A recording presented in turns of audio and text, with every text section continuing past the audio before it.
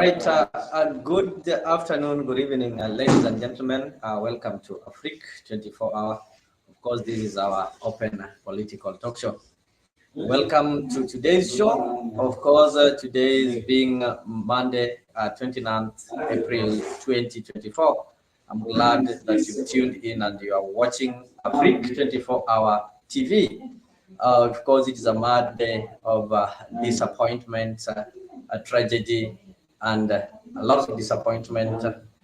People have lost their lives, properties have been destroyed, and as a country, we are really not in a good state. We've lost people in hundreds, we've lost properties, and people have been displaced in thousands. So that is why today in our show, we are looking at disaster. Do we have the capacity? So before that, let me just play for you this.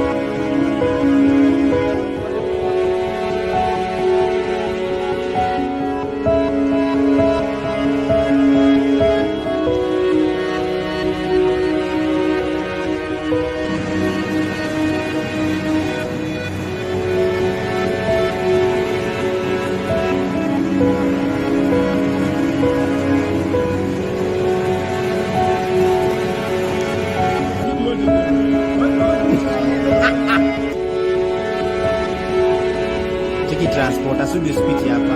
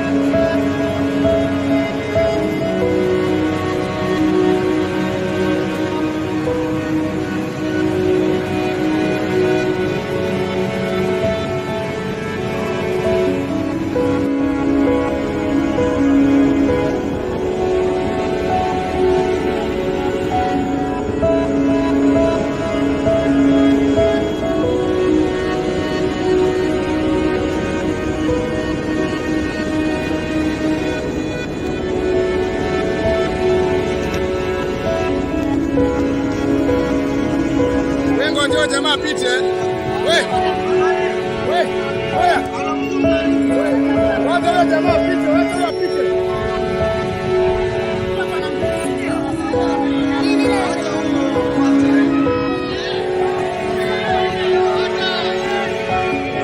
Fuata hiyo. Anamwambia ile usiku. Hao wanyota hapo. Hao ni wengi.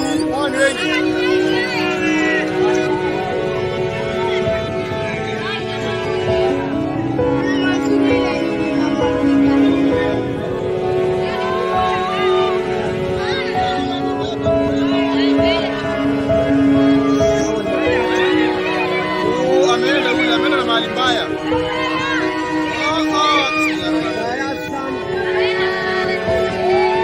Ameenda kwengine.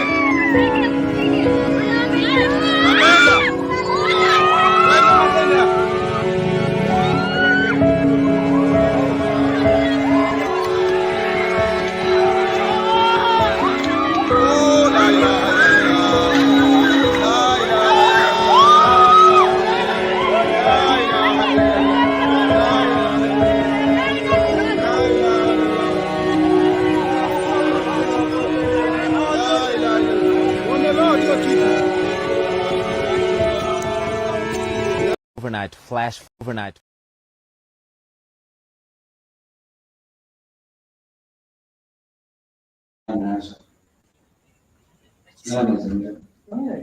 Overnight flash flooding led to some massive devastation.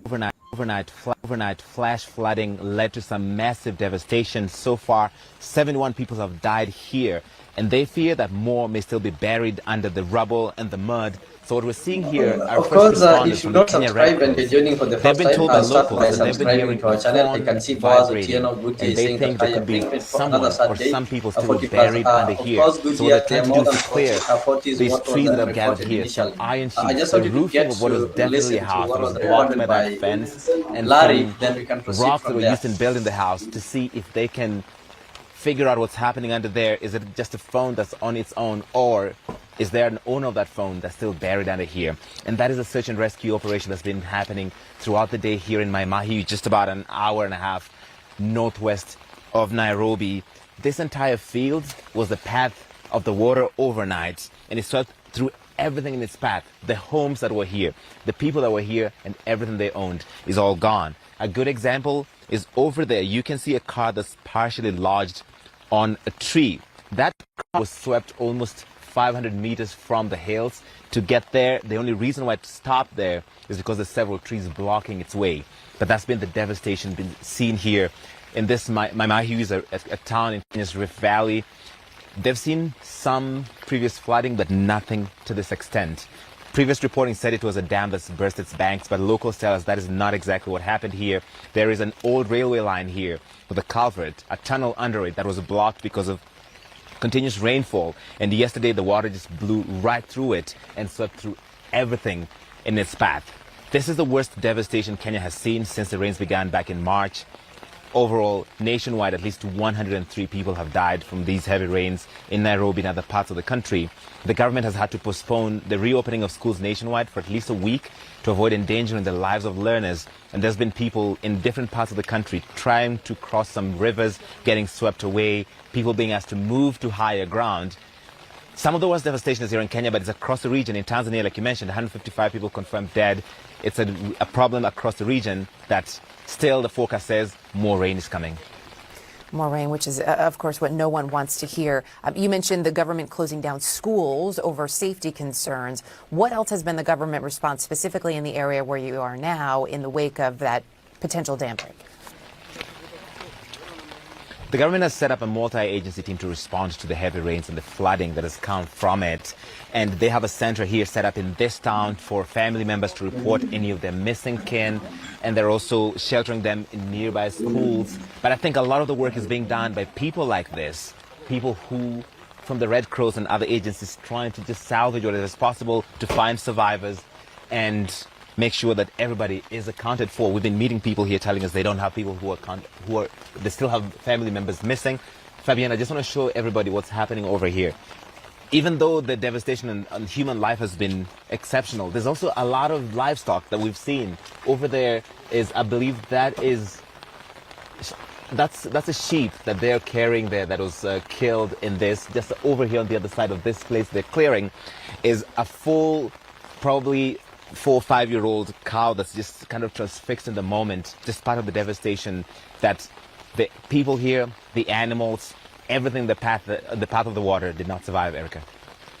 It is a lot to endure, and more on the way, as you noted. Larry, really important to have you there. Thank you.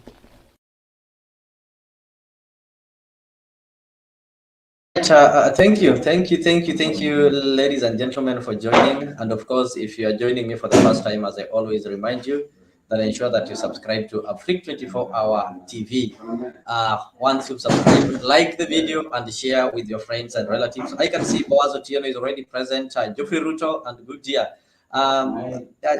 Goodyear, just want to tell you that we woke up today with some of the saddest stories, something that has not happened since the rain started. And there is reported that there was a blocked tunnel under the old railway lines that created a lake. I think those people who did some geography talk of this kind of lakes that are called, I don't know, Oxbow Lake or something like that. So this tunnel is the one that eventually broke after days of build-up, and what happened yesterday night was really, really fatal. You saw how even animals died. The buses, people were using the Mai Mahi road, and so far more than 100 bodies have been retrieved from the place. And maybe I just want to show you a certain image that I watched, and it was really sad how Kenyans are helpless. Some are even carrying bodies of their loved ones who've lost lives on their back. Just have a look at how this man was trying to carry the body of his loved one. I think this one seemed to be his son or something like that. Dead body is just comfortably carrying on his back. That is the situation that is there currently. Actually, it's sad. It's a sad day for Kenyans. The disaster has really hit us hard. And maybe as we pray and we call on the government maybe to try and respond with the proper ways of mitigating this kind of disasters, I think that one is what is going to solve the situation. But right now, what is happening is really sad, and the Kenyans everywhere are really feeling the pain. So what we can say is we keep on telling people to maintain safety. People need to be safe. People need to be careful. People need not to just cross watery roads anyhowly. If it is not necessary, you don't need to do it. You can wait until the rain stops. You can wait until the water dries. And we also have to thank the government or the Ministry of Education for seeing it wise to postpone the opening of the schools and postponing it for a week, waiting to see how the weather is going to behave. Geoffrey is saying that someone must have slept on the job. We've said common sense can save lives. When you see something, say something, report to the authorities. You never know, you may save life. Of course, maybe there's a kind of reverse. There's somebody who's been seeing it and people ignore. In Kenya, I want to say that people are just becoming irresponsible. Let me play these videos. I work on the background. There's some noise on the background. I'll just manage it. Just a minute.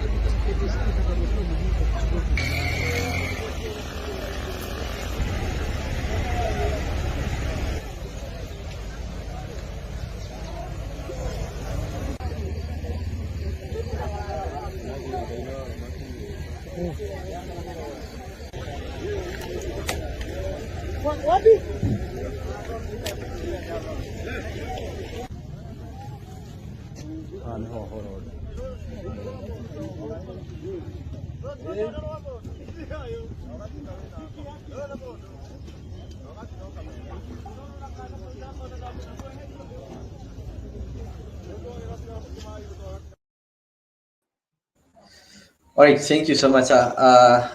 Ladies and gentlemen, just once again, the question that we're asking today as Afrique is disaster.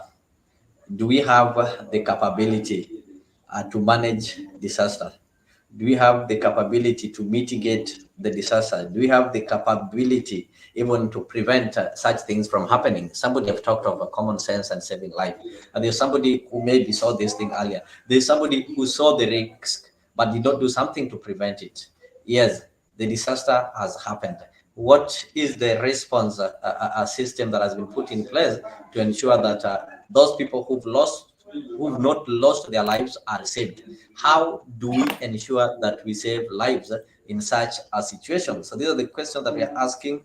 And in today's conversation, we just want to look at how these disasters have been responded to, and maybe how they ought to have been responded to better. I'm glad that I'm joined by Kevin Wasonga. And as Kevin, I saw some of your write-up somewhere about the disaster. So the question that I'm asking you today, even as I welcome you to say hi to our viewers and the fellow Kenyans who are watching us from different directions, I want you to help us understand what disaster is and what are some of the measures that can be put in place to mitigate and manage this kind of disasters. So then from that understanding, we'll be able to see whether the government is doing enough to ensure that this thing is mitigated and recovery and such kind of things that are involved are done. So karibu sana, you can say hi and maybe tell us, allow us to understand more about disaster and how it's managed. Oh, thank you very much, Leo. It's a great evening that we are here again to dissect on the disaster and the mitigation measures, particularly the sustainable mitigation measures. And just to make a short introduction of myself, Kevin Wasonga, as you said it, it's a very good topic. Now that Kenya and East Africa, Africa, and other parts of the world is experiencing a lot of rainfall, a lot of downpours. It's quite unprecedented. The nature of its unprecedentedness is what we call the disaster. But again, we have various types of disasters. One, there are those disasters that can be caused by human beings, and there are those that are natural disasters. Like now in this case, what we have is a natural disaster. We have no control measures, but we can have mitigation measures so that at least a lot of lives, a lot of properties are not, a lot of lives are not lost, a lot of properties are not lost. Because when properties are lost, then we are going to the drawing board. People will lose their livelihoods, people will lose their jobs, and we get back to the poverty. I mean, the country gets down to its knees. Thank you.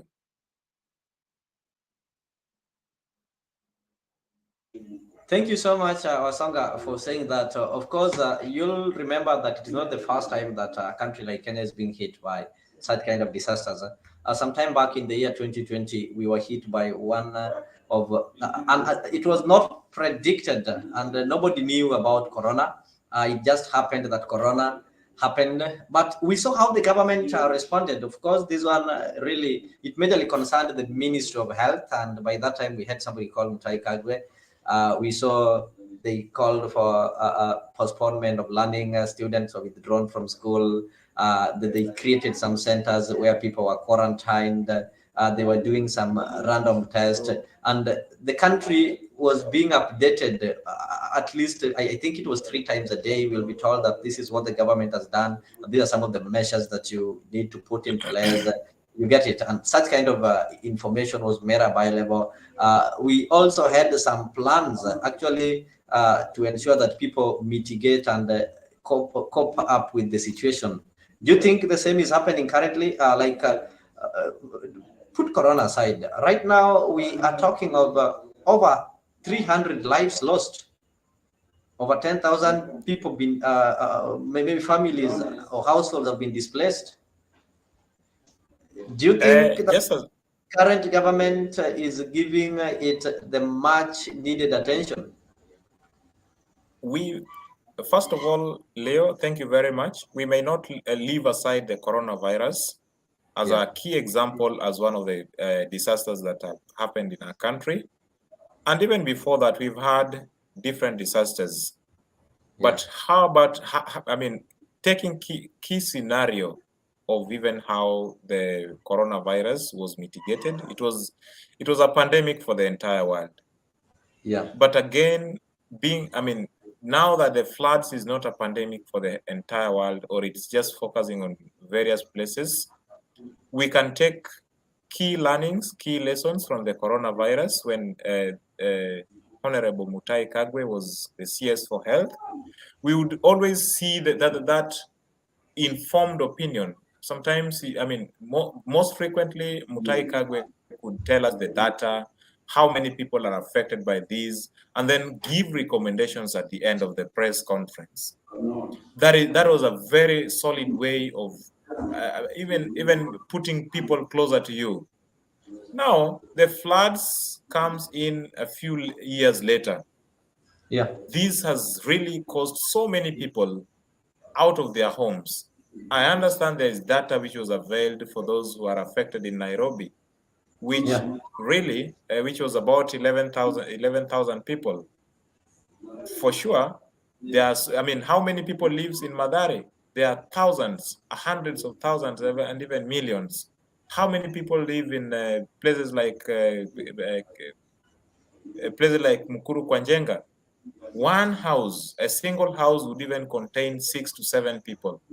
So you want to tell us that it's only 11,000 people who are affected in Nairobi? I would say no. And I think I'll agree with you as you proceed. So it's of course the information that is being given by government. Maybe I don't want to say misleading, but it is not accurate. Like when the government spokesman this gentleman Mwaura was giving the numbers of people who perished or who've lost their lives in Mai Mahiu. He talked of 42. But we got the real numbers from the people who are in ground zero, like Larry Amador was reporting right from the ground, and you would see people are still retrieving bodies, or so far the numbers had reached 100. And this is something that happened at the midnight or past midnight, but after 12 hours, still the bodies have not been retrieved. You can take, for example, some time back, I can't remember the year, there was a Kenyan who drowned in Indian Ocean. Immediately, we saw the government ordering the Kenyan Navy, and immediately the body was retrieved. Look at 40 people who perished yesterday on a boat. Up to now, there are people whose bodies have not yet been retrieved. Do you think that it is the right time that we as Kenyans need to call on the government and tell them that now this is a disaster, we need to declare it a national disaster, and we now need to use every means possible, like we're having the Kenya Army. Our army, apart from the fights you've been seeing them having with the Kenya police or with the men in blue, they are also supposed to be called in times of disaster to come and help in such kind of things. Leo, these are very serious things. Floods is not something to joke around with. Floods is a very serious thing. If you see the bodies that are being scavenged from the floods, it's very dangerous. It's so demeaning for a country that we would say got its independence in the 1960s. Today we are suffering out of this.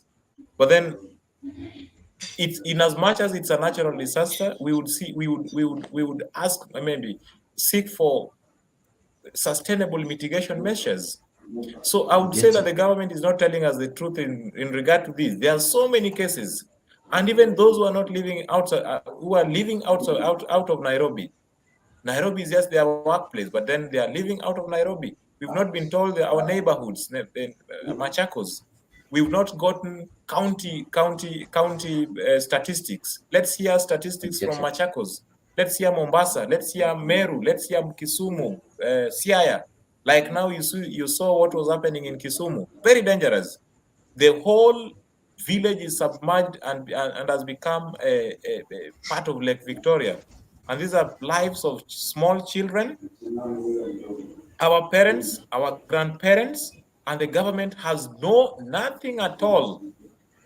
From the videos you saw, or the videos circulating, it's a reality that the government has done so minimal for this kind of people. We've not even been told that now we've saved this kind of people in these most appropriate rescue centers, maybe in a nice police station or in a nice school whereby they are not affected anymore.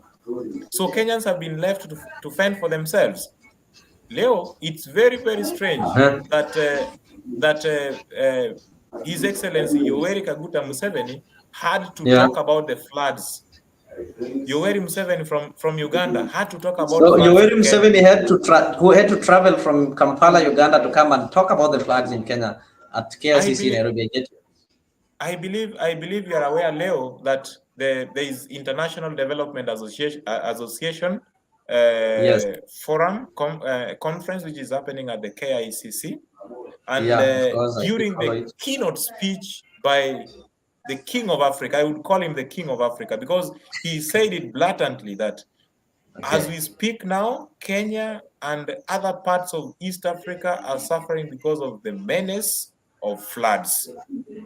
When the president, President Ruto stood and talking to the people, he did not even mention a word on floods.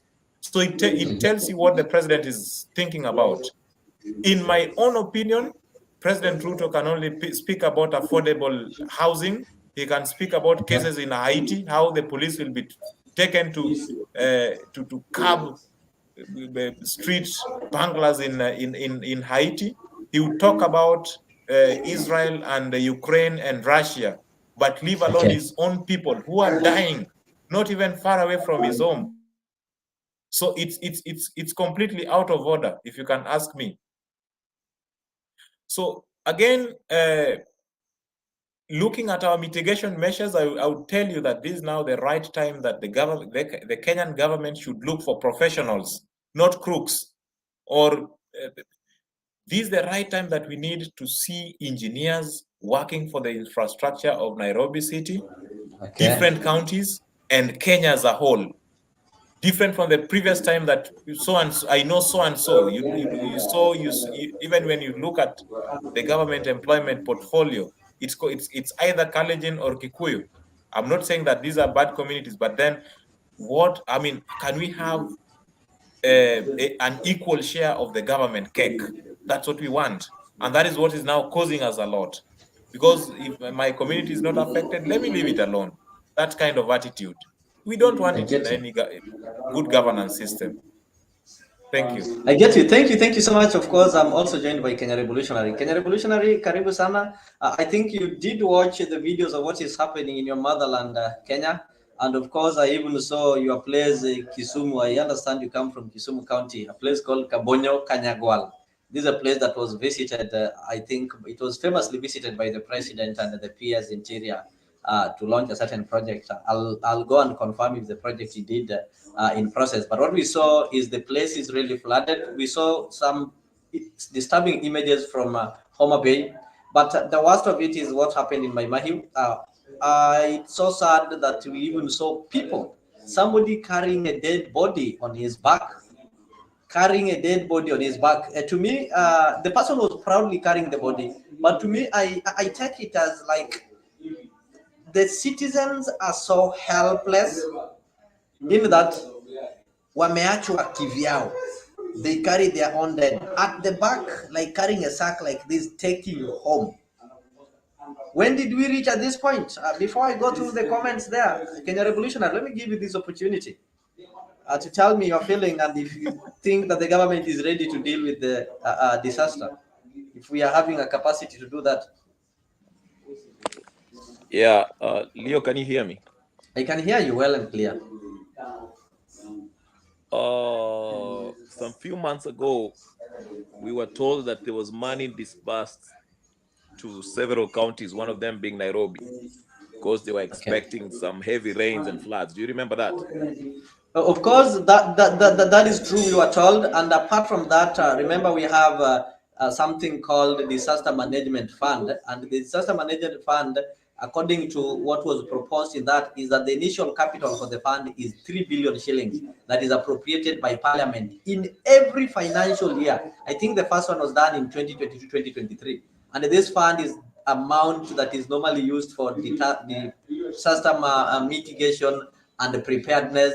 A part of it is also used in like 55% should be used in disaster response. Like right now, we did not mitigate, we did not get prepared. If we did not get prepared, then we have some money. More than half of these 3 billion should be used to disaster response, and 25% of it should be used for disaster recovery and some, I think 3% should be used for as administration cost. So we are not seeing anything sort of that, Kenya Revolutionary.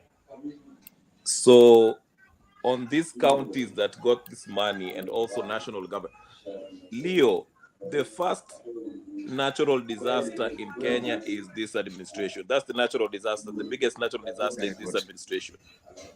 Okay. Okay. Then the counties are also the second natural disaster. Number one, I was looking at some pictures, some videos. I know somebody's talking there. Somebody's talking. Okay, let me mute. Yeah. Anyway, I was saying this. I could see videos of. Can you hear me? It's okay. It's okay, Kenya Revolution. Go ahead. Yeah, I was just saying that I could see videos of people still driving buses and lorries in rivers that are, flowing dangerously.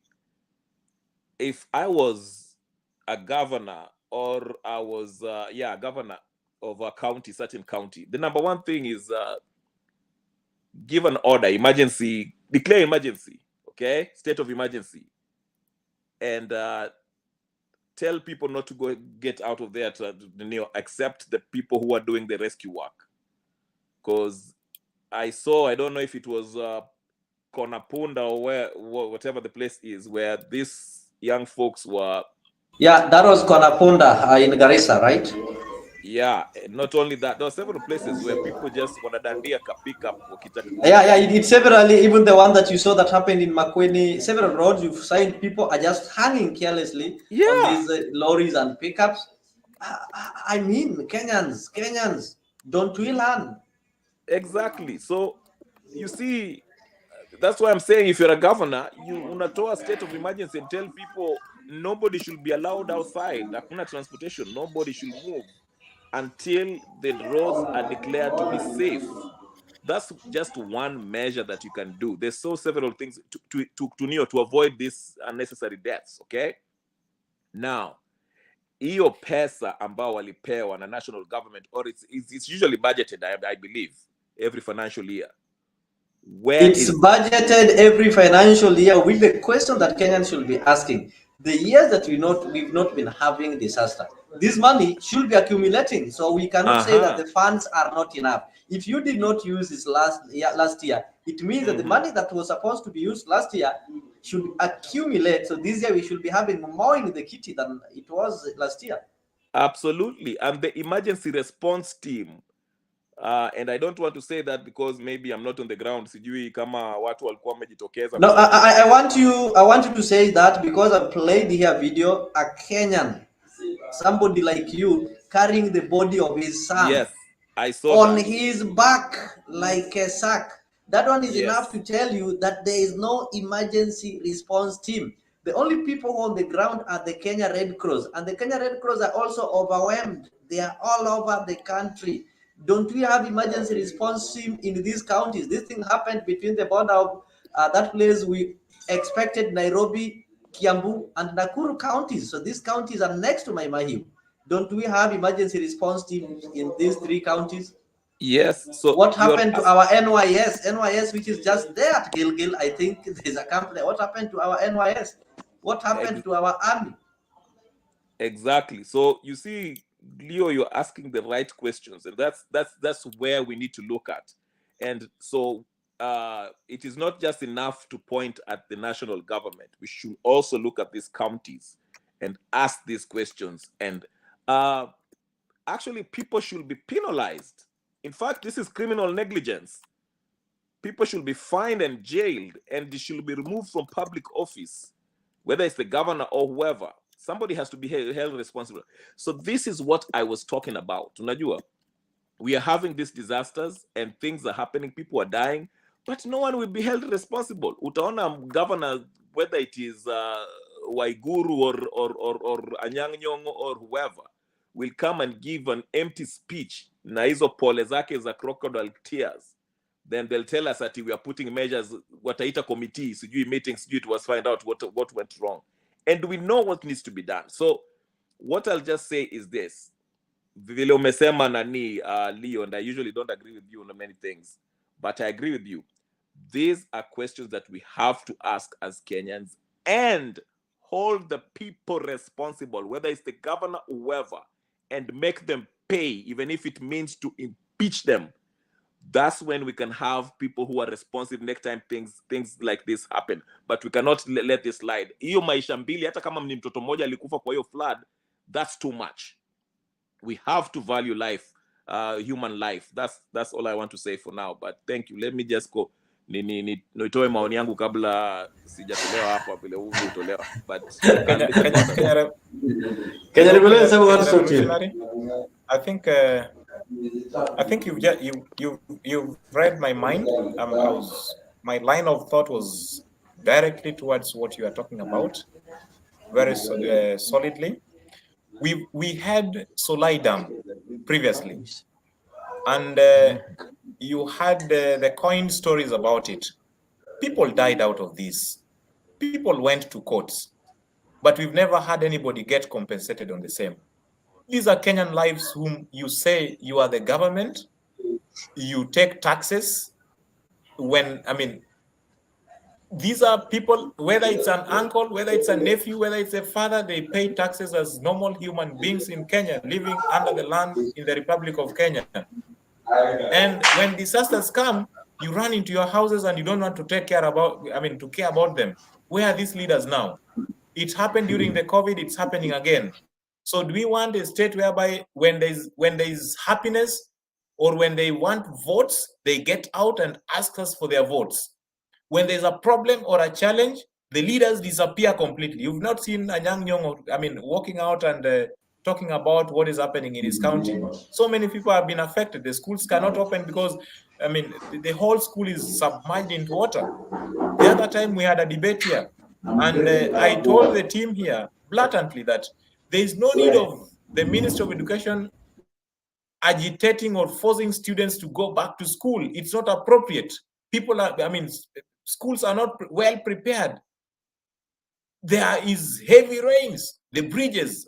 I myself contributed in rebuilding a temporary bridge in my village, something that should be done by the government. So it shows you clearly how incompetent this government is, how incompetent those who are in the government are, whether it's from the lower cadres to the higher cadres. There's nothing else they are doing apart from taking their salaries every month and seeking for more salary. Now, the crucial sectors have been left out. Look, it's during the floods period, typhoids will probably come in.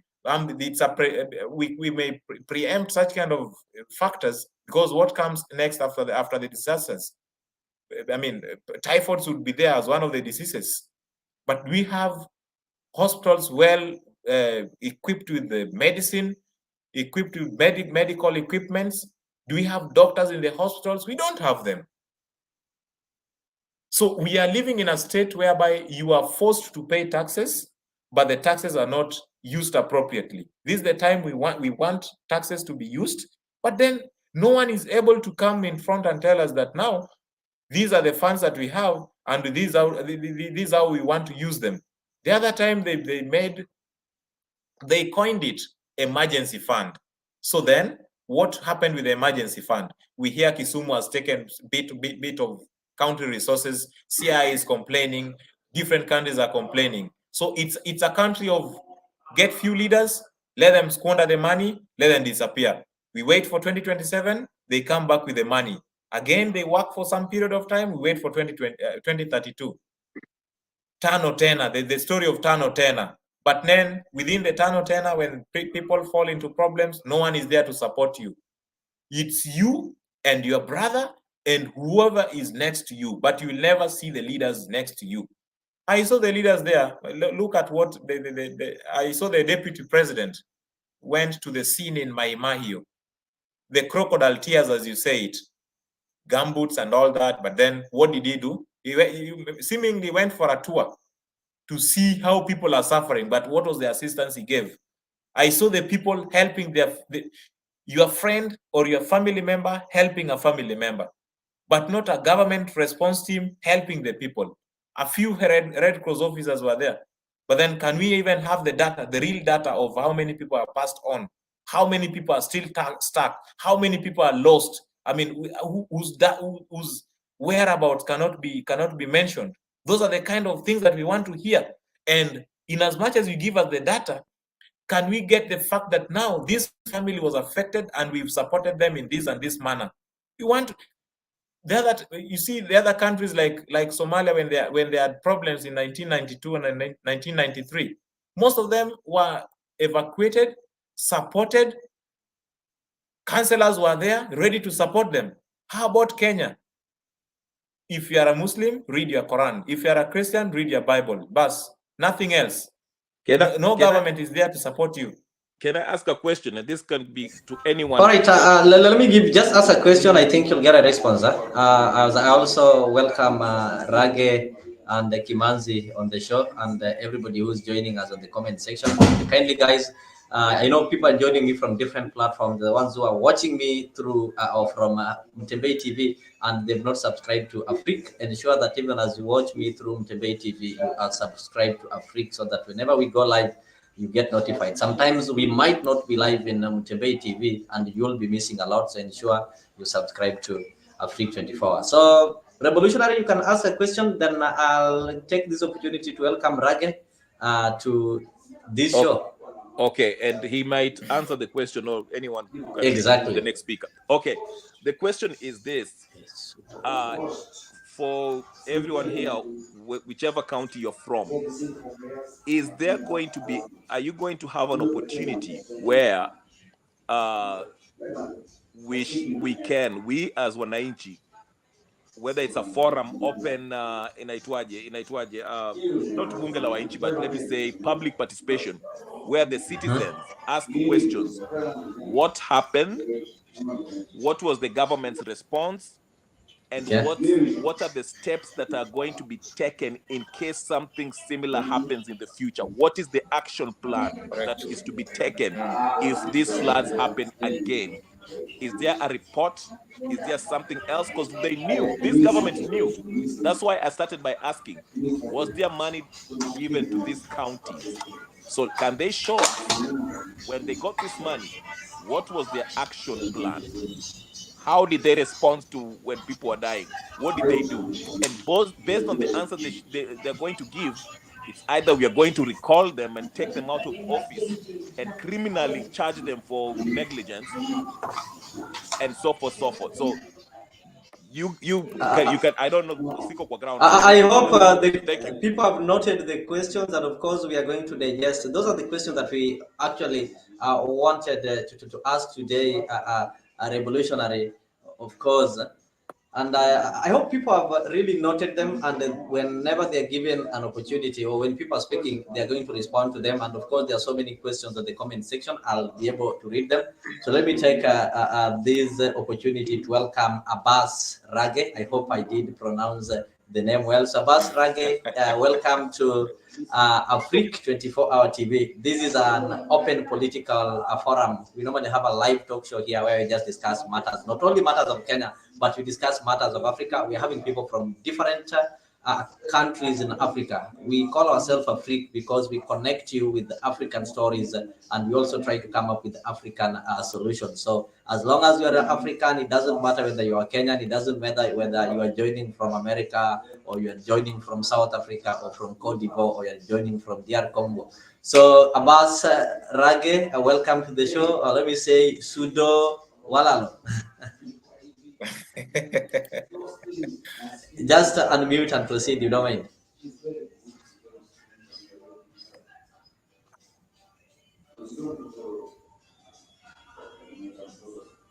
Yeah, I think maybe he has a problem with the What you can do, you can just, there is a certain that the microphone, just press on the microphone, then you'll unmute, and you'll be ready to speak. So as I even give you time to do that, let me go through some of the comments. But once you're ready, you can just I'll be able to know. Leo, are you talking to me?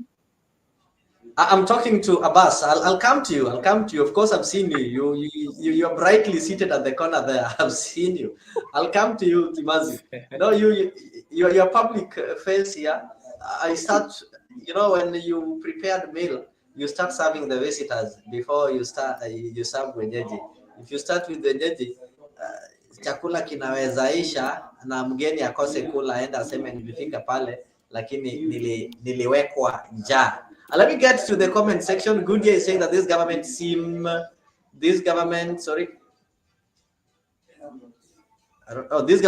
to compromise the number of people affected. We should have boots on the ground to give us true story. That is true, and of course they already got challenged. We had people like Larry Mado representing CNN on the ground. We also have nowadays in this era, if something happens even before it reaches the mainstream media, somebody somewhere have taken photos and such kind of things that it has already been shared. TRM is saying that why did Raila and Uhuru's government prepare so that when we have disasters, it is easy to deal with it? Why are you blaming it on this government when the floods just happened? I know members, you're going to respond to this, but I just want to give a quick, I just want to build on that response, that governments are never people's property, and somebody who is in power at that time should always be responsible for anything that happened at that time. That is why when people retire, they don't retire with the staffs, they don't retire with government resources, but they leave them. The only thing that we normally have are the laws. And of course, if you look at our constitution, as I told you earlier, we have something called Disaster Management Fund, and this one is enshrined in our constitution, and it has got a capital of 3 billion that is appropriated by Parliament in every financial year. The first one was done in 2022-2023 financial year. I think you know who was in government. This is a bill that came, I was prepared in response to Corona. After we had Corona, the government realized that we did not have enough preparations or plans to deal with such disasters, and they came up with that kind of bill. It was approved by the President, Uhuru Kenyatta, and the first budget was allocated in 2022-2023, 3 billion. And this money, 50% of it should be used for response. About 15% should be used for preparation, mitigation. That is why before this, when immediately you had the meteorological department announce that we are going to have El Nino, you had each and every county government was tasked to tell Kenyans, what have you prepared? At that point, there are some people who are laughing. Sakaja said that Nairobi County has bought some boats. So it only came to become so embarrassing that the boats that were bought were nowhere to be seen. When people were finally drowning, they were nowhere to be seen. So TRM, I think that one gives you some clue before maybe somebody else would respond to it. Boniface, you're having some greetings from Goodyear, and he's asking what is the government doing now to save the people and to do respectful recoveries. You'll realize that on the ground, even what the boat that capsized in Turkana at the junction of Punda there, some of the people have not been retrieved, they've not been recovered. Geoffrey Ruto, Karim Sana, is saying Kagwe relied mostly on the guidelines from the US Center for Disease Control and Prevention. He did not invent his own ideas. I think there's nothing wrong with that. You don't need to invent ideas as long as the guidelines that you rely on are going to give solution. People are good to go. The flash floods have exposed the government. These MPs are looking after themselves, but I've forgotten the victims of floods. Yes, might NADCO or something like that, like sharing power or their salaries, they would have intervened a special sitting. That one has not happened, and your gaze is as good as mine. Bonfas, Karibu, you can say hi. Mark yourself safe. Some people are asking because you're in Nairobi, we don't know if maybe where you're seated, you are having some water under you. Know, we are only seeing your chest. We don't know if you are talking to us and you're drowning. So mark yourself safe, then proceed. Asante, Leo. I want to say thank you, Afrique24, for this opportunity. We always get time to discuss and also share a lot of things when it comes to our country and also the whole continent of Africa. You know, this is Afrique24. We focus with everything that entails politics and also human interest things. You know, we have problems, but today we are focusing with the disaster. We have a lot of things that have been destroyed, properties, and also people who have lost life because of disaster. We know that this is rain, and personally, I will never complain about rain because from where I come from, we have been suffering from hot sun. You know, rains are very scarce. But nowadays, for the last 3 seasons, I would say 5 seasons, you have been experiencing a lot of rains, and I will never complain about rains. The best thing to do is whenever you see that there is a danger, you just escape, just keep away from those running waters because they can still kill you very easy. And this is a disaster, and this one is nature. You know, nature is irreversible. So what I can say is that people should just take care and try to know that season change and climate also change. Those who went to secondary school, they know what climate change means. So it's like we have climate change. And when we have climate change, then we need to adapt to climate change and we move on because life has to move on. This is a disaster, and according to our country, I think we are not prepared for this disaster because the last time I heard this kind of things, that was 1997 when I was in class 5, and I saw a lot of rains that time, and I was very shocked because the kind of rains I'm seeing now are the rains I saw in the year 1997. And I think Leo and Wesonga, you were not born, but that is the time when we had a lot of rains, and we are experiencing them right now. So what I can say is that Kenyans need to take a lot of care when it comes to these rains. Personally, I was in Nairobi today, and I saw people struggling to cross the rivers. People are struggling to even move because of waters. And I've seen a video circulating whereby earlier in the evening in Kasarani, and there were some people there who were swept by water. I don't know what are people thinking when they cross water. You don't need to move to the next to the other side so that you can stay. You can still borrow someone so that you can sleep there or you can have a night there because water is something that you should not joke with. Personally, I'm in Nairobi, but where I am, I'm very safe, and God is good, and the people should never complain about rains, but they should take care when it comes to this rain. You know, some people today, we had a tragedy in Maimayu, but what we say is that may those who lost their lives rest in peace, and may those who lost their beloved one, God comfort them. Thank you, Mr. Leo. All right, thank you so much, Boniface, for that kind of presentation. I don't know if Abbas is at a position to speak. Abbas, if you can be able to unmute, that would be okay. And maybe as a disclaimer Yes. on his behalf, all right, thank you. he has just texted me that he has problem with his speakers. He's one of my colleagues around. That's great. That's great. So, Abbas, as I just say, Sundo, Karibu, and always feel welcome. This is home. This is your home. Whenever you feel like talking matters of Africa, and of course, we do comparisons. I know on the other side, the challenges that you people are facing in the city of Aden are similar to the challenges that Boniface and the rest are facing in Nairobi. Like right now, I know what happened when you're talking of floods in Nairobi and floods in Kenya. In the other end, we are also having floods. Recently, even last year, we had similar case in Lasanod. We had similar case if you go to places like Johar, Balad. So right now, I know it's raining almost everywhere, and such kind of responses. So maybe same for you guys on the other end. We have so many governmental organizations that will always ensure that they give a quick response. But here in Kenya, people majorly depend on the government to give such a response. So Wasanga, there's a question that somebody asked. I don't know how you're going to respond to this. Kenya Revolutionary asked that question on the money that have been allocated and the governors or the county governments. Do you think that these people are responsible enough? Why are they not telling us what they've done or the preparations that they have in place? Of course, it is so sad that you've seen all this that are happening.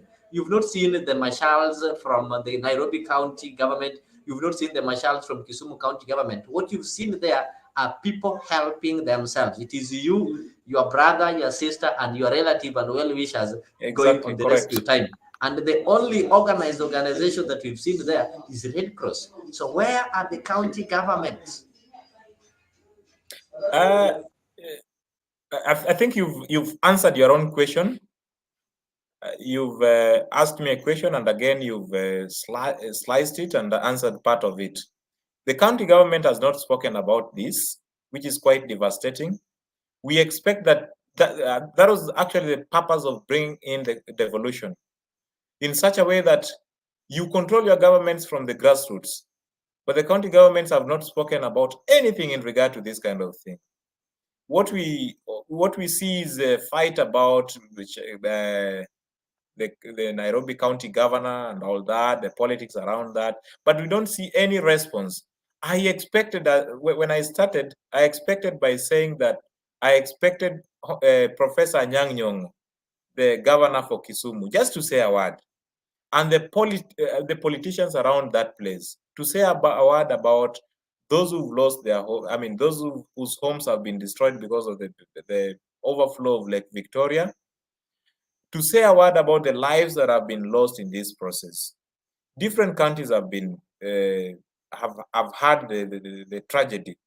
What do they talk about? I mean, what do they say about it? What we see in Kenya is politicians eat its own people. People are trying to save themselves.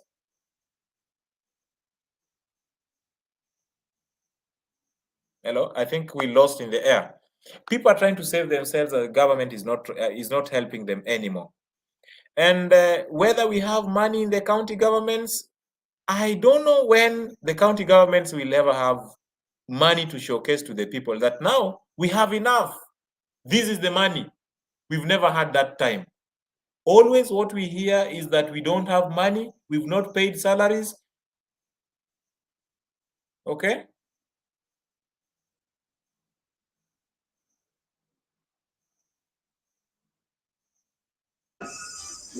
Wasonga, I can hear you. You can hear me? I think we are. Yes, I can hear you. Air. No, I can hear always, you. Always the beat is that there is no money in the county governments. There is no money for these response cases.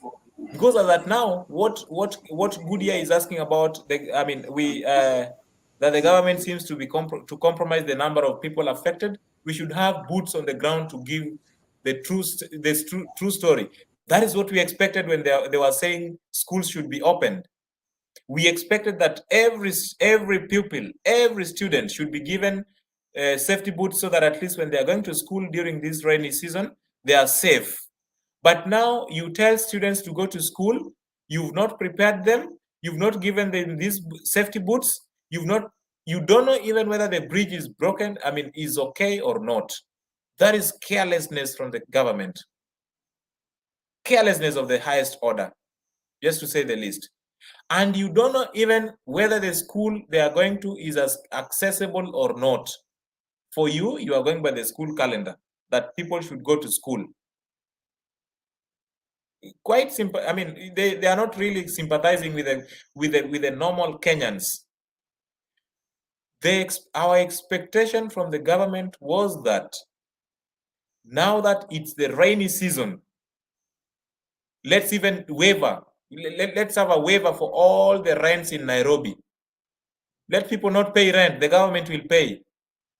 We expect that because if you are working in Nairobi, if you are working in Lang'ata and you are coming from Utawala and it's completely flooded, the Eastern Bypass is flooded, or you are coming from Githunguri or Githurai and Thika Superhighway is completely flooded, how would you move?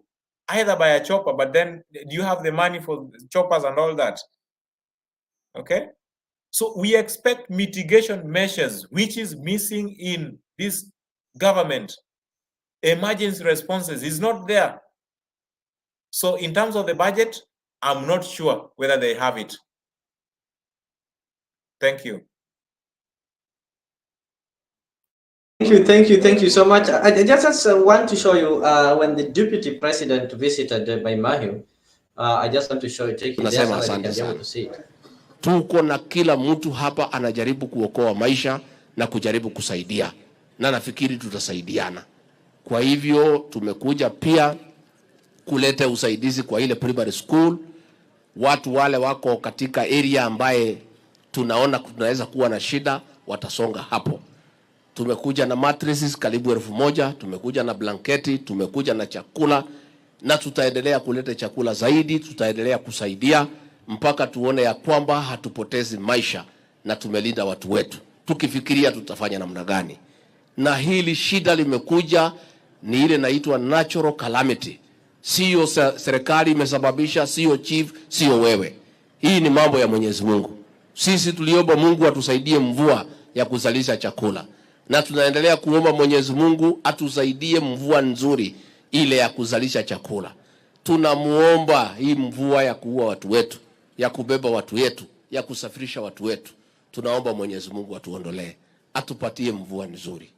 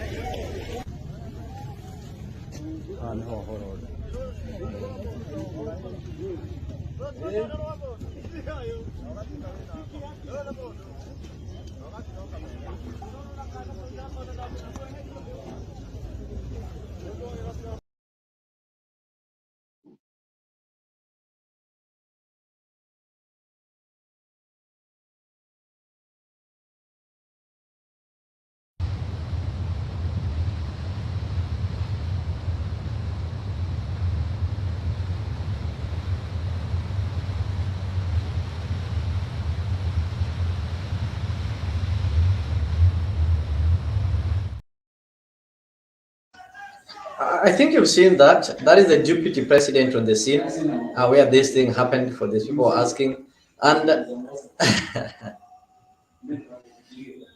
you don't even go to school. I don't know. Ramesh is saying that Kwani safety boots for rain. I'm not getting sense. So that's the deputy president who've gone to the scene. I don't know, Boniface. What do you take of that? You've seen the deputy president visiting the scene, and he is on high-end vehicles. He's addressing them on top of the car. Is he feeling what the guys are feeling over there? Thank you, Liva. First, I would say thank you to Deputy President, because he went there to comfort with people who lost their lives. And again, his presence there was a sign of was a good sign to the people of Kenya, and also that one was a good image to him and also the Ruto's government, because as we saw, actually very early in the morning, I woke up very early in the morning, and that was the first thing I saw in the internet, that some people have been affected by the landslide, and landslide is one of the bad things that should ever happen in someone's life, because I've seen people giving witness of what happened. So that was a bad incident for the country, and also people lost their lives. You know, you could I had some people witness who were there, victims, giving their opinions of what happens, and I was very shocked, because someone was sleeping, and just when you're sleeping, you just hear something that is coming like water. You don't know even the dam has burst into different streams that are coming on the way, and you are there sleeping. Then you find that the water is in your house. That is a big shock.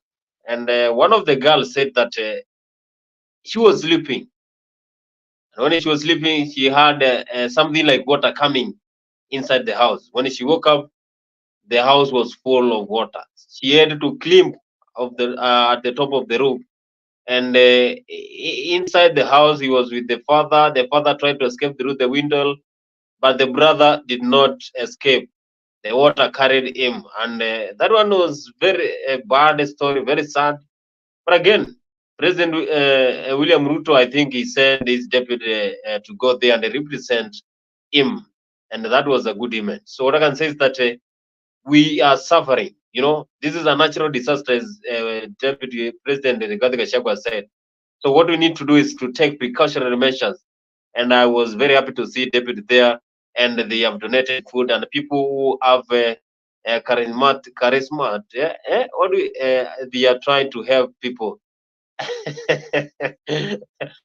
So people are trying to give their money, they give their food, clothes to those who suffered, because out of people who were in that village, I think everything was cleared by the water, and they are there struggling. They don't have place to go. They don't have something to eat.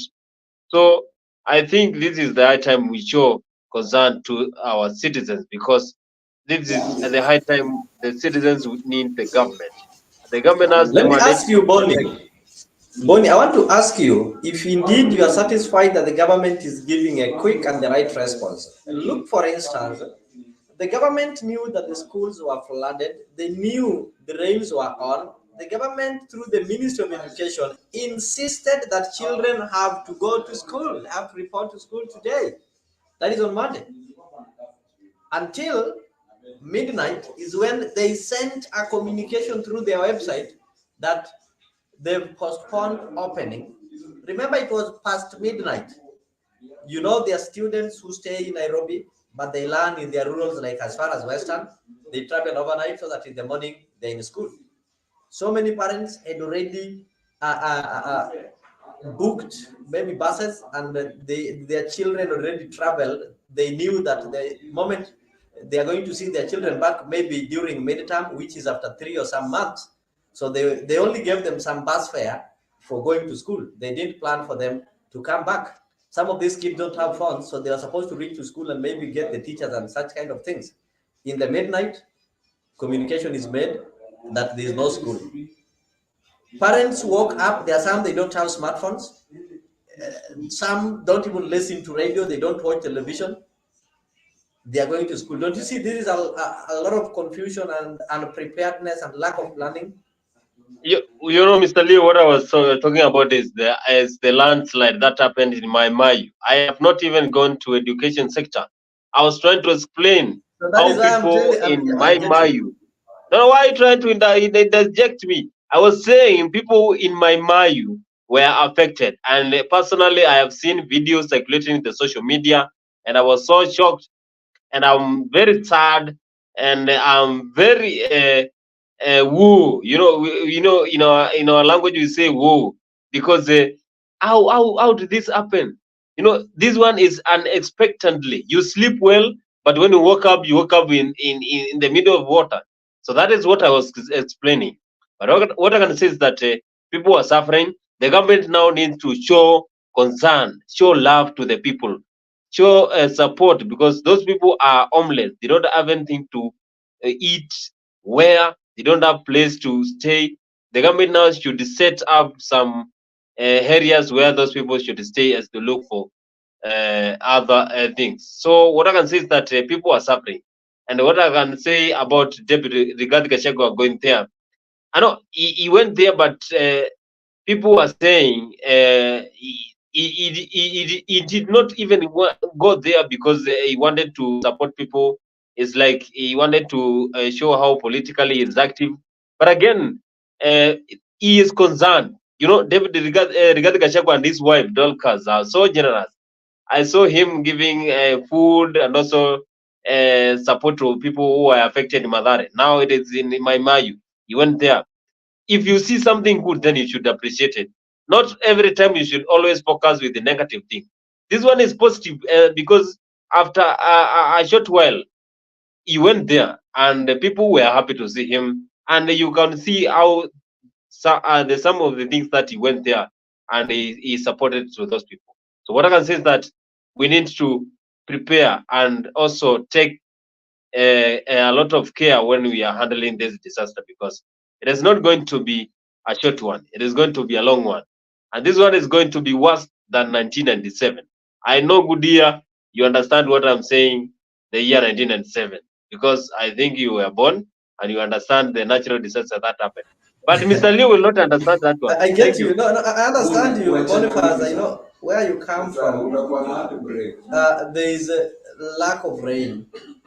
I told you, Wasonga will agree with me where Wasonga is currently. When it rains, for example, when it rains back at my home, we will run to the house to seek shelter. But in the city of Aden, where Wasonga is, when it rains, people run out to go and be rained on. You get it? The place is so hot that when it rains, instead of getting inside the house to seek shelter, you come out of the room to go and be rained on to cool your temperatures. So that's the kind of feeling that you're having. Agudia is also telling you that if we all had the soft approach you have towards the government, Kenya will not exist. That is true. The kind of the government that we have is not a government that needs people who massage it and tell them that, you see, kadadi, kamama, and such kind of soft words. We have a government that is so ruthless, and it takes a ruthless citizen so that the government can. So, Mr. Liu, I want to ask you: is the I government? just want to read for you something that you also said. You were talking about being all things in 1997. I don't think anybody needs to go to classroom to understand that I'm older than you, or the 1997 is history to you. But you can proceed.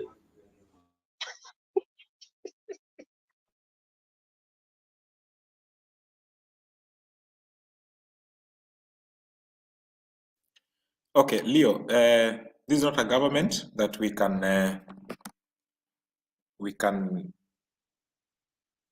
joke around with in terms of when we are seeking for services.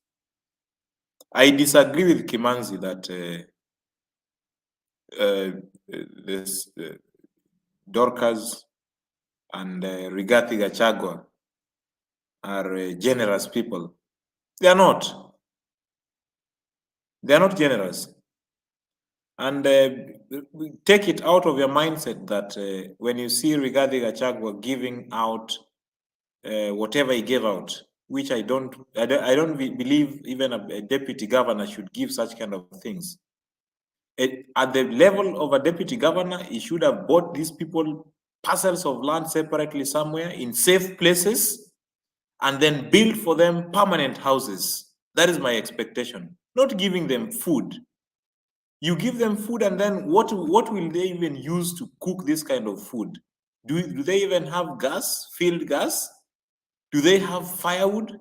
Do they have even matchsticks to light the fire? That's a big question. Now you brought food. Then what next? Where will even these people sleep? Are you even concerned whether they have blankets, enough blankets for the families? What about their lives tomorrow? Even the children that they have and the lost loved ones. What is your expectation after that? Because if you give me food today, what about tomorrow? Or what about 2030, 2040, 2050? If I'm to live up until 2070? It's like you're fooling me. So saying that the deputy governor gave these, now he's so generous, we need to clap for him. We should never clap for these people. They don't warrant my clap. The deputy governor should give what the Kenyans should be given. The Kenyans need proper housing. Kenyans need jobs. Kenyans need free education, primary up to university. And Kenyans need sustainable environment for business. That's all we need. Not food, not whatever he brought to the Kenyans.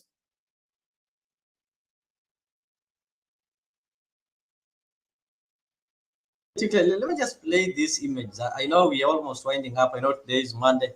After a long weekend, people normally feel tired. So I just want you to look at this situation. Overnight flash flooding led to some massive devastation. So far, 71 people have died here, and they fear that more may still be buried under the rubble and the mud. So what we're seeing here are first responders from the Kenya Red Cross. They've been told by locals that they've been hearing a phone vibrating, and they think there could be someone or some people still buried under here. So what they're trying to do is to clear these trees that have gathered here, some iron sheets, the roofing of what was definitely a house that was blocked by that fence, and some rocks that were used in building the house, to see if they can figure out what's happening under there. Is it just a phone that's on its own, or is there an owner of that phone that's still buried under here? And that is a search and rescue operation that's been happening throughout the day here in Mai Mahiu, just about an hour and a half northwest of Nairobi, this entire field was the path of the water overnight, and it swept through everything in its path. The homes that were here, the people that were here, and everything they owned is all gone. A good example is over there. You can see a car that's partially lodged on a tree. That car was swept almost 500 meters from the hills. To get there, the only reason why it stopped there is because there's several trees blocking its way. But that's been the devastation been seen here in this Maimahiu is a town in Kenya's Rift Valley. They've seen some previous flooding, but nothing to this extent. Previous reporting said it was a dam that's burst its banks, but locals tell us that is not exactly what happened here. There is an old railway line here with a culvert, a tunnel under it that was blocked because of continuous rainfall. And yesterday the water just blew right through it and swept through everything in its path. This is the worst devastation Kenya has seen since the rains began back in March. Overall, nationwide, at least 103 people have died from these heavy rains in Nairobi and other parts of the country. The government has had to postpone the reopening of schools nationwide for at least a week to avoid endangering the lives of learners. And there's been people in different parts of the country trying to cross some rivers, getting swept away, people being asked to move to higher ground. Some of the worst devastation is here in Kenya, but it's across the region. In Tanzania, like you mentioned, 155 people confirmed dead. It's a problem across the region that still the Yeah, it's a problem across the region. Wasanga, you've seen the Red Cross doing some recovery. They're using their hands. People have been buried underground. You want to use your hands and sticks. Yes. Don't we have authority? Even county government. Hakuna county government office yenye iko karibu yenye hata iko na tujembe. Hata to tractors. When we were doing today, though I didn't want us to talk politics, we'll talk politics tomorrow. You saw during the grassroots party elections, we saw the ballot boxes being transported using choppers. But now, people are buried underground. It takes them over 20 hours to retrieve bodies, not because they cannot be able to be retrieved, but simply because they don't have the right tools to do that. What does that one imply? I agree that payment of taxes is very important for every government to run, but payment of taxes should also be equivalent to quality government services offered to the people. So at times when you pay taxes from your salaries or from your businesses, and then you get poor services from the government, you feel very sad. It happens in other countries like Canada, where there is high taxation, even in UK, high taxation, but there is quality government services. It's okay. But in the Kenyan system, whereby an individual pays taxes, from your salary, you pay as you earn. From the bread that you buy from the shop, you pay 16% VAT. And then it comes to the disaster time, you are left with your relative, with your brother, with your sister to take care of you. It's very sad. And then they come to the ground, they appear to be very happy with, they appear to be condoling with you, but instead they are trying to build their names politically.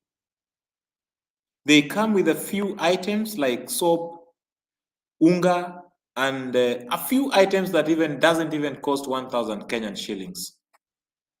Or just to be seen in the camera that a deputy president came to Maimahiu and he announced on a rooftop, on a car top, on a car rooftop, that he's giving this and this, and now we are with you as the government and all that. That's not enough.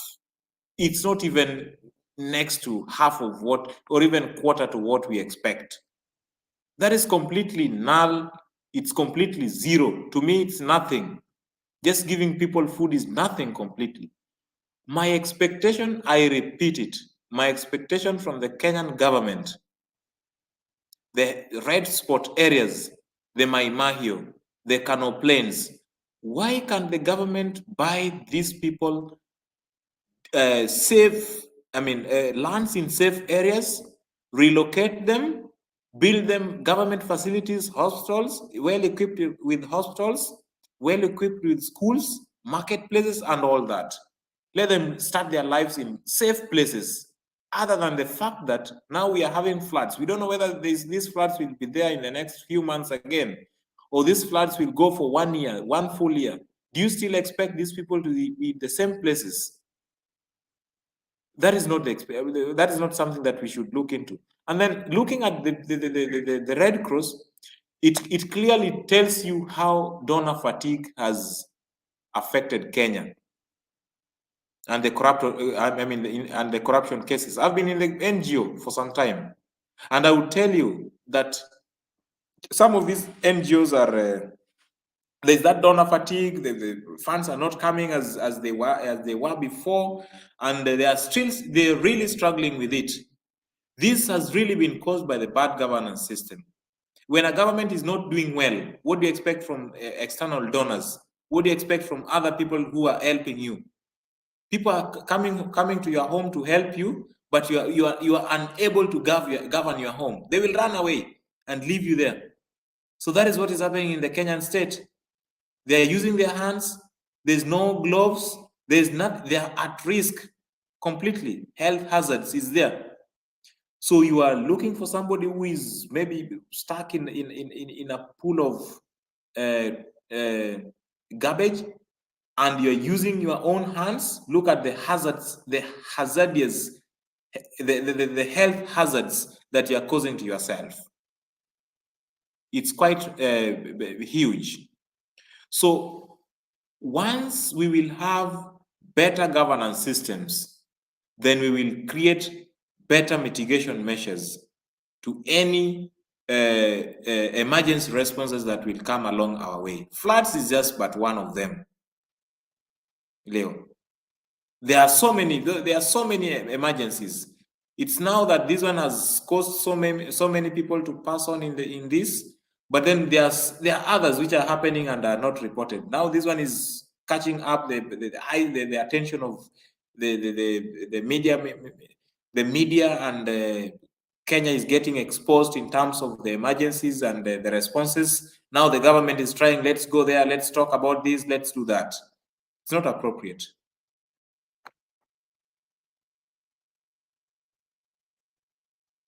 Back to you, Leo. I think it is high time that maybe we need to call on government so that they can declare this on a national disaster. They can deploy our army. We have NYS. They need to revisit and do some thorough investigation on all the dams. And it's not the first time that I think there was a certain private dam that also caused deaths of people, if I'm not wrong, in Nakuru County. So it is not the first time that this kind of tragedy is happening. But the problem is that as Kenyans, do we always learn after these disasters? So we need to take, first of all, personal responsibility, but the government also need to play its role. We as Kenyans pay taxes. And when we pay taxes, we need services that are equivalent to the amount of taxes that we pay. So there's no need of increasing taxes when we don't see the value of the little that we pay. Countries like America pay taxes. They pay more than us, but they get value for their taxes. So in that end, you don't feel. But in Kenya, we pay taxes, but even the fire services, fire extinguishing services, you cannot be able to get. You still have to pay for it, and we pay it in taxes. The markets are dirty. The drainage cannot be drainage system cannot be done well. We're having so many youths who are unemployed. Why can't they get engaged? Why can't we say that for a moment, let us stop the affordable housing and concentrate in unclogging our drainage system and concentrate in preparing our bridges? You've seen how the roads have been torn apart. Why don't the Kenya National Highways Authority concentrate on that? And it is sad that this one happens at the moment when the doctors are also on strike. And you know, when floods come, they come with diseases, the waterborne diseases. Right now, we are talking of floods. I'm telling you, in 2-3 days, those people who stay in Mathare, the waters will be done. They are going to start suffering of malaria. They're going to experience bilharzia. They're going to experience cholera. And people are going to lose lives simply because of that. The Ministry of Health is right there. What are they doing? Which kind of preparations are they making to ensure that those people who are in these waterlogged areas, they will not get these waterborne diseases? What are they doing to ensure that our doctors are back to the hospitals to go and take care of people who are being affected by these floods? So these are the questions that we need to ask the government. And we don't need to approach the government with some soft gloves or with some baby gloves, because we pay taxes. Right now, the elected leaders are mum. Nobody is talking about it. They choose to concentrate on some other things that are not as urgent as now. But the big question, even as we wind up this show, Wasonga, that I want us to ask, yes. Leo, before you get into the next part, you see, the First Lady and the President are saying, the other time the First Lady was saying, we prayed for the rain and the rain came. Yes. We want to hear the same statement from the First Lady, that now we prayed for that the rain doesn't cause distraction. Exactly. Yeah. If you pray, it's better to pray for something that doesn't cause this. But now I don't know what this prayers is all about. For those who believe in prayers and whatever religion that you believe in, I believe in a prayer that improves people's lives. Yeah. As you pray again, you support them. No, because it's not only prayer only. The same prayer that brought rain should be the same prayer that will have to stop the floods. I don't think most of the time we normally keep to say that, you see, God wished so. I don't think God would wish such a tragedy. I don't think God will wish us to have such kind of a tragedy. But apart from that, talking of, you want to see the First Lady bringing in the prayers to end the floods. This is the moment that we want to feel the mother love. We want to see what is the First Lady saying concerning this. What is the father of the nation, the president, saying concerning this? I gave you a case study in 2020. We would see some updates frequently. Of course, some of them weren't as far as hourly updates that people got updated on what is happening. Right now, we are not seeing.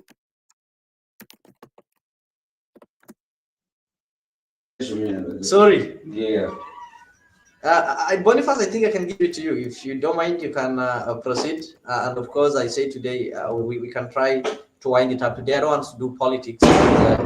Concentrate on politics today. I just want to look at this kind of disaster management. Yeah, thank you, Leo. Thank you, Leo. And what I can say about this disaster is some people will gain popularity with the disaster, and others will help people during this time of disaster. So I have seen people gaining popularity because of this disaster. You know, when you help, even God knows when you help with all your heart. But when you help with other intentions, then God knows. So what I can say is that God knows why we are having this disaster.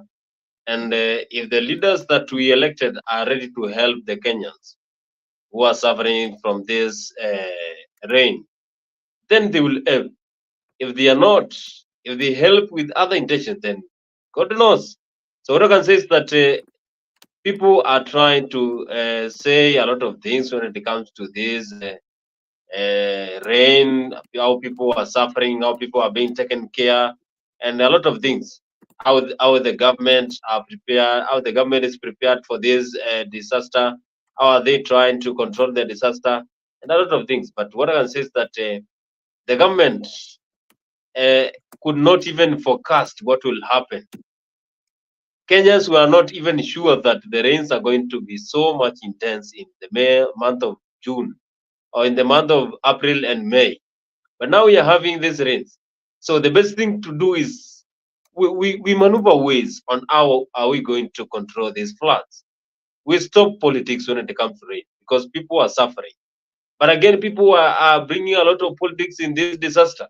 It's like Sakaja is the one who called for rains from the heaven. No, Sakaja is not the one who called the rain from the heaven. What is there is people need to understand that this is something that nobody knew that we could expect a lot of things from in this season. So the best thing to do is we allow the government to help where it can, and also people to take care when they are dealing with things, and also people to avoid areas where they can get risk of death and also get risk of being carried by water. So that is what I can say. The government is trying. Let's also picture our government in a positive way. Not every Bonnie, time we are going to complain about the government. Bonnie, just a concern. Nobody's blaming any governor or any person giving them No, responsibility for the I have flood. What seen people those say, things. I'm not saying just a something I'm minute. not saying. All right, just a moment. Let us confine ourselves to the discussion within Africa. Let us not get to what you've seen in social media and also the fabricated stories. People are blaming the kind of course, these are an act of nature. People are blaming the kind of response. Yes, God has sent rain, God has sent floods, or whatever way you want to put it, depending on how you get it, or it has scientifically happened.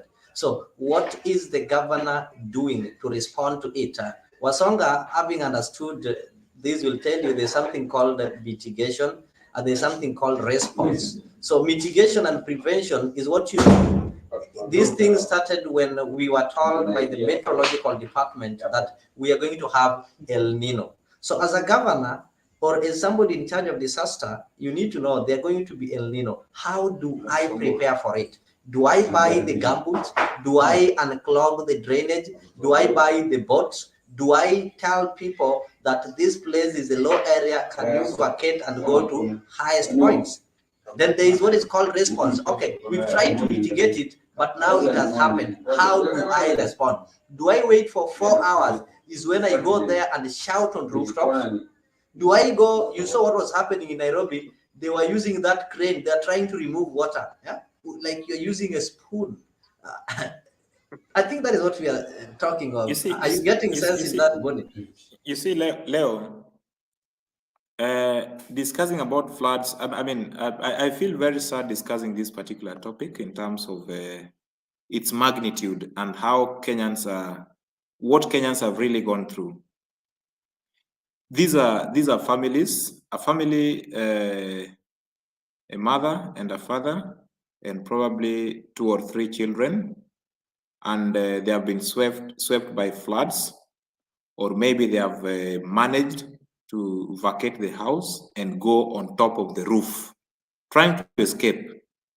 Number one thing, there is the psychosocial effect on this family, from the top to the bottom. To the young ones, from the parents to the children. The government so far have not even seen any psychosocial center that now this is a counseling center for the affected victims. From wherever you are. If you are in Nairobi, this is the center. And how to reach the center, we will pick you and you will be dropped back. Nothing. And this is the generation that you want to live and then become the future leaders. What do you expect from them? Number one, they would probably get highly into drugs and substance abuse, because based on what he saw in the year 2024 April, the El Nino episode 2 would not leave him to be alone as an individual. If he's to go to school, he will keep on reminding himself or herself of a situation or of a scenario whereby the father had to leave the house, leave everything, and then run and get into another place with no mattress, with no food, with no television. Life has completely changed. This person is affected mentally. Such kind of things we are not seeing. But what we are seeing is a deputy president coming to showcase how he has come to help with very few or minimal support. Not to the stature of a deputy governor, not to the stature of a deputy president of the Republic of Kenya, not even a ward manager or a member of county assembly. So then that tells you how Kenyans or Kenyan government is full of paperwork, but with very minimal application or minimal execution of what is in the papers. I would tell you for a fact that our neighboring countries could easily get very good work plans from Kenya, well drafted, and go and implement in their countries and become better than Kenya. Because the government, the so-called government professionals are very good, paperwork, very good, but implementation next to zero. That's what we see. So if these kind of things change, the attitude, the mindset, because it starts even in a family, the behavior of a child will be determined by the behavior of the father and the mother. Now the father and the mother in this case is the President William Samoei Ruto and the Deputy Governor Rigathi Gachagua. In as much as my brother Kimanzi, you are saying we should not blame the government, always government. Who can we blame? Should we blame the president of Ethiopia or of Uganda or of Tanzania? We have to blame those who contested for the presidency in the Republic of Kenya, and whatever way they got into that office, whether it was whatever it is, they are now the president representatives of the Kenyan government. They are the ones that we need to question, and they are the ones we are telling straight in the eyes that look into the needs of Kenyans, help them. It's now a disaster. It's a natural disaster. No one planned for it, whether it's the government or the people themselves. But now what relies with you, create funds. If this funds is not there, you can even reallocate. There's in budgetary, you have budget reallocation. Reallocate funds. Now the students are not going to school. Reallocate the funds that were supposed to be used for that 1 week, and say these are these funds I'm collecting from all the schools all over Kenya, and what it will be used for is to help the people who are affected by the floods, and involve the people. Don't do it like you are now the government, now everything you are the bunch. Involve the people in doing this kind of development agendas. I tell you, I'm a community development worker. And when you don't involve the people in what you are trying to do to them, of course, you will not get results. So the Deputy President, thank you very much. But what you did is very little. It's next to zero. Pull up your socks. Give us more.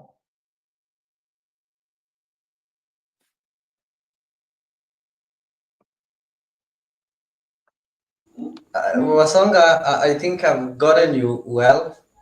And of course, that is what we need to call on the government to do right now. Of course, in such a situation, all the other projects need to be stopped so that they address the issue. We've lost lives, not 4, in hundreds.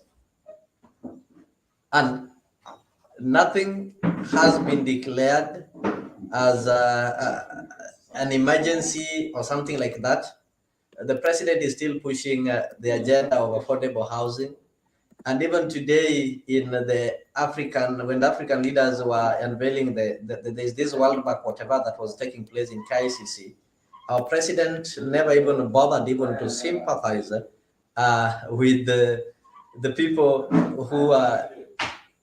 who suffered, until the president of Uganda had to travel all the way from Kampala to come and remind Kenyans that, look, there are floods here. Yes.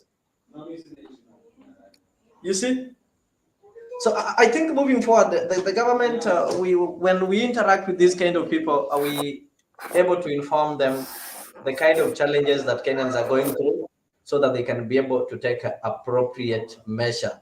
So guys, I just want to thank you so much for showing up. It's really great. I know Monday, we people normally don't do a long show. It's true. Monday people are tired and such kind of things. So this was really great. I just want us to take 2 minutes each and give our final submission. Then we can call it a day, and maybe to our viewers after this from, I think, East African time, it is some 20 minutes to 1. So from 1 a.m., we are going to have Dr. Shamba. So let me give you 2 minutes to say your closing remarks. Then we allow studio to be cleaned for Dr. Shamba. Thank you, Mr. Leo. Thank you so much for today. It is on Monday, and people are suffering. What I can say is that people need to be keen. Take care when you are crossing those rivers, when you are on the roads, on those roads. You must be keen and take care. When you see water is passing nearby where you live, run away. It will not harm you to run away from those waters, because when you see danger, then you run. Then people will rescue you. But when you stay there, then the water will just come for you. So people should take care when they are handling this disaster. And without forgetting, I want to remind you, Leo, that one of the best strikers in the Europe, that is Robert Lewandowski, has scored a hat-trick when they were playing against Valencia, where Barcelona won for 2. Lewandowski scoring hat-trick. And Leo, without forgetting again, I want to remind you that Manchester City is going to win Premier League in favor of Joseph Pep Guardiola, because Arsenal cannot win this league. Thank you so much, and we meet here same time, same place tomorrow. Thank you, Kelvin, for today. Thank you so much, Boniface. Thank you so much. Kelvin, maybe you are parting short. Huh? Thank you. Thank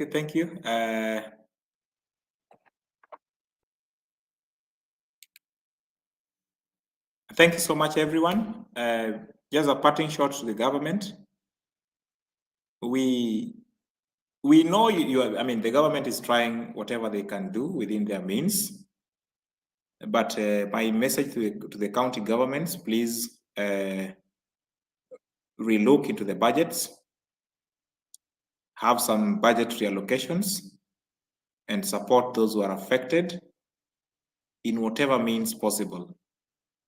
But for the most severe cases, we would, as citizens who are our brothers and sisters keepers, we would advocate for public participation and see the way forward. If possible options of reallocation would be okay, then that would work well for them. But of course, after the public participations. And to those who have supported, we say thank you very much from the government sector, but we say it's not enough, it's too little. And we still urge you to do more and more. To the people who are affected, we say sorry, and we just ask everybody to take precautionary measures and to be abreast, possibly with the news, in whatever way, whatever channel that you can access. To the NGOs, like-minded individuals, it's time for us to look, in support of our brothers and sisters who are suffering. It's high time for us to help. Let's help them appropriately. Thank you. Thank you so much, and also to our viewers. Of course, we don't need to just keep quiet and keep silent when things are not getting well. What we need to do, we have the sovereign power. This is what we were given in our 2010 constitution. If there's one important thing that the drafters of this constitution did, was to give us that chapter that talks of the sovereignty. And Kenya is a sovereign country simply because of us. So we need to know that all these people that are in leadership are there. They are holding it in trust. They are holding it on our behalf. It doesn't belong to them. After all, and at the end of the day, all the powers belongs to we, citizens of Kenya. So whenever we see things getting haywire, we need to speak out, we need to raise our voice, and we need to ensure that the government is informed, that Kenyans know the right thing. This is our money that they are spending, and it is the role of the government to provide services and to protect its citizens. It is not the role of citizens to protect themselves. Then if that is the case, then there's no need of having government. So for the guys who joined the Gujia, Geoffrey Ruto, everybody on the comment section, I do say thank you. Don't go away, just stay here. In few minutes, we are going to have Dr. Shamba, and I hope you people are going to get enlightened. So from this end, with the matter of disaster that we are looking at, I just want to say thank you, thank you, thank you. And let us meet for political show tomorrow. But right now, we want to get to Dr. Shamba. I say today there's no politics. We just looked at disaster, and later on, or maybe in the next few minutes, we're going to start that program of Dr. Shamba, whereby we are going to help you unlock the land dilemma in Kenya. Thank you and goodbye.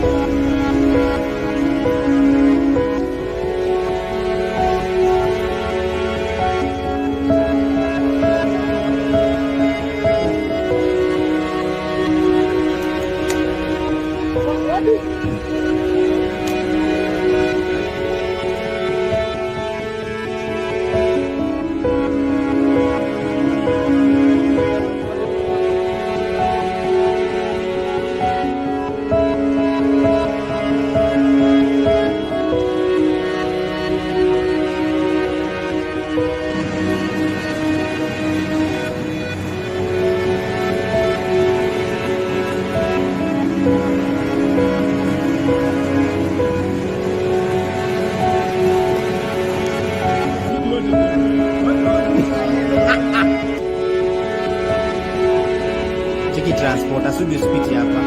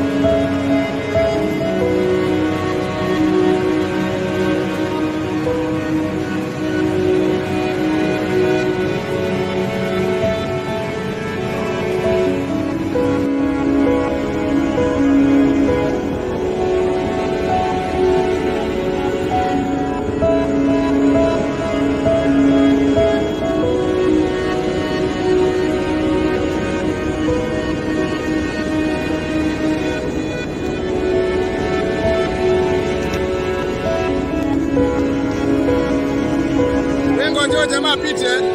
Wewe. Wacha yule jamaa apite, wacha apite.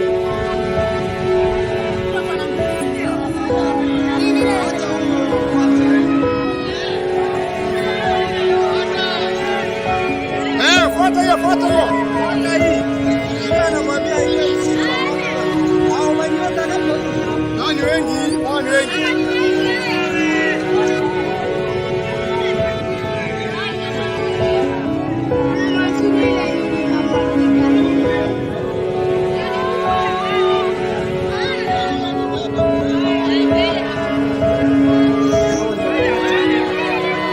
Ameenda na mahali mbaya.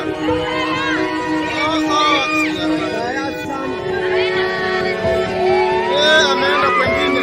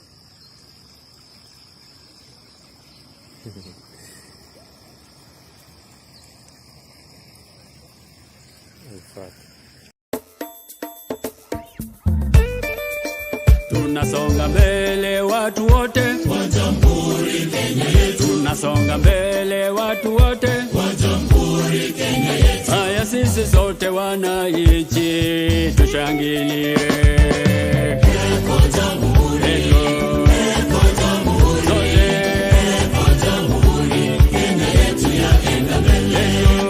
Eko Jamhuri, sote eko Jamhuri, eko Jamhuri Kenya yetu yaenda mbele. Mwaka wa 60 umefika, tangu Kenya iwe huru. Mwaka wa 60 umefika, tangu Kenya iwe huru. Haya sisi sote wananchi tushangilie.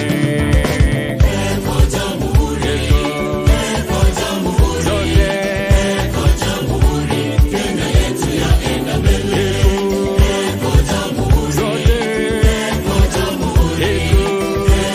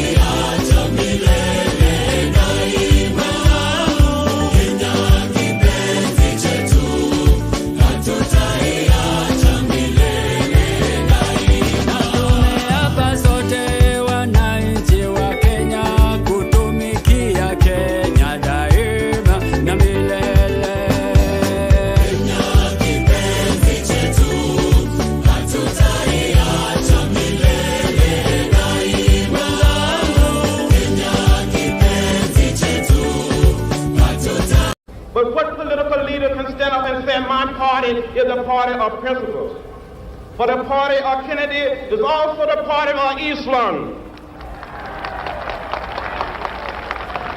The party of Jarvis is also the party of Goldwater. Where is our party?